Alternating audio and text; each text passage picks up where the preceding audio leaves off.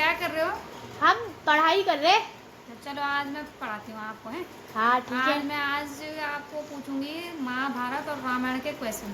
ठीक है। ठीक है, देखती हूँ कितना आता है आप लोगों को। नानी ने आपको कितनी सारी कथाएं सुना रखी हैं, देखती हूँ कितना आता है। चलो पूछती हूँ, ठीक है। हाँ ठीक है। चलो सबसे पहले बताओ, भगवान राम जी कौन थे, कहाँ के राजा थे? वो राम जी अयोध्या के राजा थे। भगवान रामचंद्र जी की कितनी माताएं थी? भगवान श्री रामचंद्र जी की 3 माताएं थी। उनके पिताजी का नाम क्या था? राजा दशरथ। भगवान रामचंद्र जी कितने साल वनवास में रहे? 14 साल। किसने उनको वनवास दिया था? माता कैकेयी ने। अच्छा, तो अब जो किष्किंधा में आए जब भगवान राम जी, तो किष्किंधा में 2 बाली और सुग्रीव थे ना? हाँ। तो वो किस राज्य के थे और बाली को क्या वरदान था? वो दोनों किष्किंधा के राजा थे और बाली को वरदान था कि वो किसी से भी लड़ेगा तो उसकी आधी शक्ति उसके शरीर में आ जाएगी। अच्छा, तो जब फिर राम जी समुद्र पार के लिए जा रहे थे तो समुद्र में पुल किसने बनवाया था? नल और नील थे। अच्छा, और भगवान लक्ष्मण जी को जब शक्ति लगी थी तो संजीवनी बूटी कौन लेके आया था? हनुमान जी ने। और जब हनुमान जी वहाँ अशोक वाटिका में पहुँचे तो माता सीता के साथ कौन रहती थी वहाँ पे? त्रिजटा। अच्छा, वो माता सीता की क्या थी? सखी। अच्छा, तो फिर इसमें रावण का अंत हुआ है ना? हाँ। ठीक है, तो चलो अब महाभारत में आए। हाँ। महाभारत में बताओ, भीष्म पितामह कौन थे? वो देवी गंगा और शांतनु के पुत्र थे जिनका नाम पहले देवव्रत था, पर उनके अच्छे कर्मों और प्रतिज्ञा के कारण उनका नाम भीष्म पड़ गया। अच्छा, और भीष्म पितामह और एक बर्बरिक का नाम भी सुना होगा आपने। बर्बरिक कौन थे? बर्बरिक भीम के पुत्र थे। वो घटोत्कच और हिडम्बा के पुत्र थे बर्बरिक। अच्छा, तो क्यों प्रसिद्ध हुए बर्बरिक?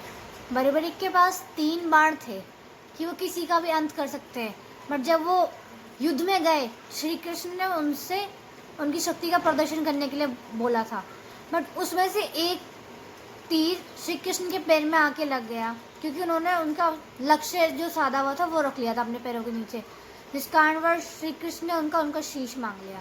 तो उन्होंने अपना शीश श्री कृष्ण को दे दिया और जिस कारणवश वो बर्बरी खाटू श्याम से अभी प्रसिद्ध है। अच्छा, खाटू श्याम जी वही बने थे, बर्बरिक थे जो। ठीक है, फिर जो उसमें महाभारत में जिन्होंने सैया में जो लेटे थे वो कौन थे? भीष्म थे, पितामह भीष्म। अच्छा, और द्रौपदी कौन थी? द्रौपदी पांचाल नरेश द्रौपद की पुत्री। अच्छा, और क्या थे? और कौन सा क्वेश्चन आता है आपको?